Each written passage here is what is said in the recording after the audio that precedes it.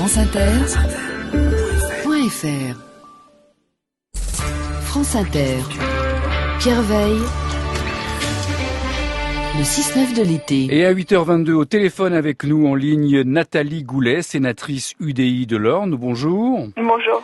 Madame Goulet, vous avez été rapporteure d'une mission d'information sur l'organisation, la place et le financement de l'islam de France. Oui. Ce sera certainement un des thèmes de la campagne présidentielle, l'islam de France, son organisation. Jean-Pierre Chevènement à la tête de la Fondation pour l'islam de France, c'est une bonne idée ? Écoutez, je suis très partagée parce que dans la version initiale de Dominique de Villepin, la Fondation devait servir uniquement à rendre les financements de l'islam plus transparents, à les collecter. Donc elle était uniquement destinée au fonctionnement du culte. Et donc, dans cette version-là, l'État peut pas s'immiscer, si vous voulez. On a toujours cette double sincérité de l'État, pour ne pas dire cette schizophrénie.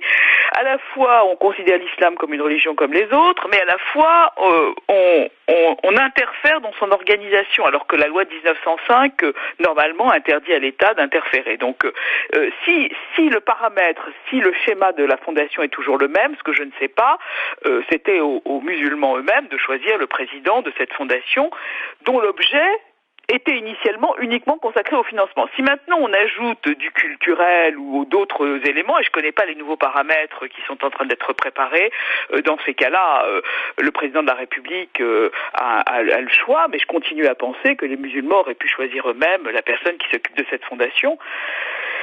Voilà. Mais dans votre rapport, Nathalie Goulet, vous écrivez qu'il faut établir la transparence et lever les ambiguïtés dans ce rapport consacré à l'organisation de l'islam de France. Ce sont des objectifs annoncés par Jean-Pierre Chevènement à la tête de cette fondation pour l'islam de France. Plus de transparence.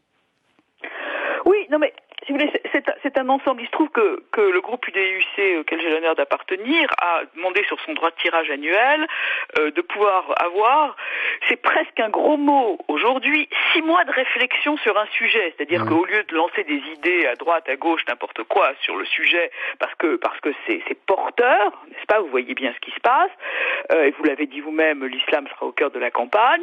Nous, on a fait un travail technique dans le cadre de la loi de 1905. On a réfléchi et on a simplement fait un état des lieux. Bon, de cet état des lieux, il s'avère qu'il y a des sujets qui sont probablement qui nécessitent quelques éclaircissements, la formation des imams, le sujet des imams détachés, parce que on s'intéresse au financement en tant que lieu de culte, mais on oublie que les pays d'origine, notamment l'Algérie et le Maroc, on fantasme beaucoup sur le Golfe, mais les pays qui financent le plus, c'est l'Algérie et le Maroc et la Turquie. Donc, si vous voulez, il faut aussi regarder les choses comme elles sont et pas comme certains voudraient qu'elles soient. Bon. Donc, plus de transparence sur ce genre de choses, c'est absolument évident, puisque de l'opacité naît la suspicion. Voilà. Donc, oui, il faut plus de transparence. Nathalie Goulet, couper les liens avec l'étranger pour le financement des mosquées, la formation des imams, est-ce efficace dans la lutte contre la radicalisation ?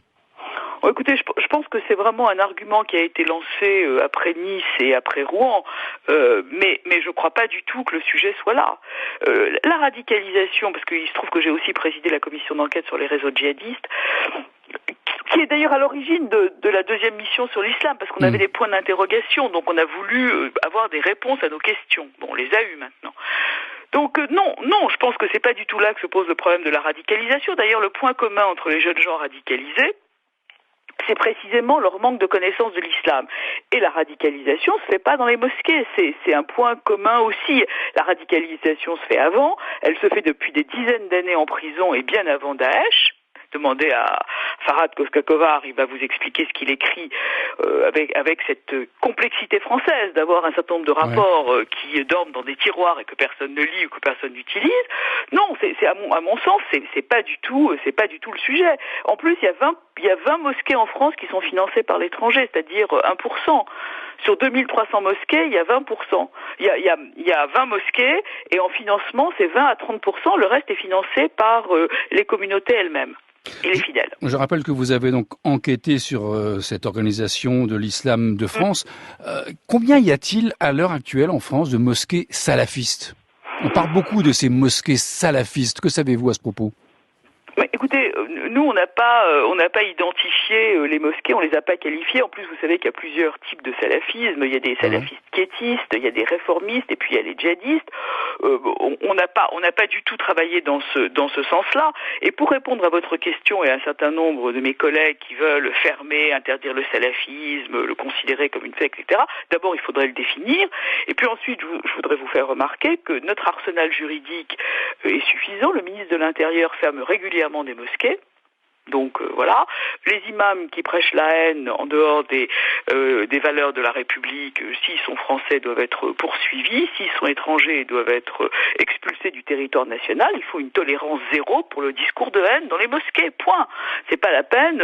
Donc pour répondre à votre question, je ne sais pas. Mais le gouvernement le sait, le ministère de l'Intérieur le sait, nos services de renseignement le savent, et on les laisse ouvertes pour pouvoir mieux les surveiller. C'est évident. Nathalie Goulet, interdire les burkinis sur les plages à Cannes, Villeneuve-Loubet ou Cisco en Corse, c'est une bonne mesure. Le burkini, est-ce que c'est la version balnéaire du voile intégral ? Écoutez, moi, j'ai pas cessé de me faire insulter sur le sujet, parce que vous savez qu'en ce moment, si on a un discours rationnel sur l'islam, en général, on passe pour un collabo dans le meilleur des cas, et pour une islamo-nazi dans le pire des cas. Donc, de toute façon, avoir un discours rationnel sur l'islam aujourd'hui, cher monsieur, c'est un peu compliqué. L'affaire est assez simple. D'un point de vue strictement légal, il n'est pas interdit. Bon. Deuxièmement, il couvre pas le visage. Donc, on est plutôt sur les signes ostentatoires. Bon. Donc si les maires prennent des arrêtés pour les interdire, il faut respecter l'arrêté municipal. Voilà, c'est assez simple. Hein. Après, il y a tout l'aspect moral, défense des femmes, provocation que vous pouvez ajouter à cette affaire du burkini. Et qu'est-ce que vous en pensez ? Moi ? Oui, bien sûr. Moi, je pense que plus on va en faire une affaire d'État et plus il y aura de volonté communautarisme. C'est un cercle vicieux qui est vraiment pas vertueux.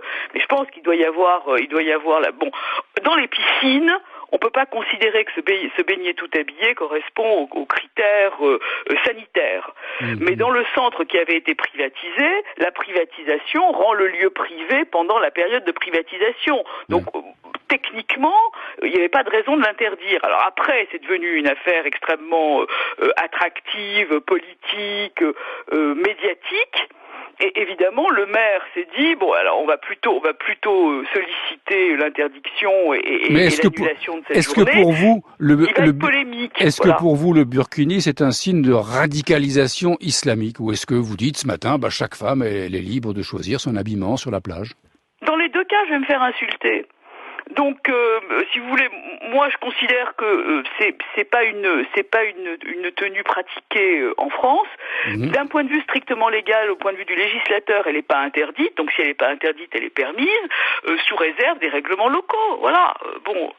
Si des femmes veulent mettre un burkini dans un lieu privé, je vois pas pourquoi ça dérangerait. Mais enfin, c'est quand même une pratique assez récente en même temps. Donc, moi je suis très partagée. Je suis la loi. Tant qu'elle n'est pas interdite, c'est permis. Si des règlements locaux, si des maires l'interdisent, il faut respecter les règlements locaux et essayer d'éviter des manifestations de communautarisme qui n'ont pas place dans la République française.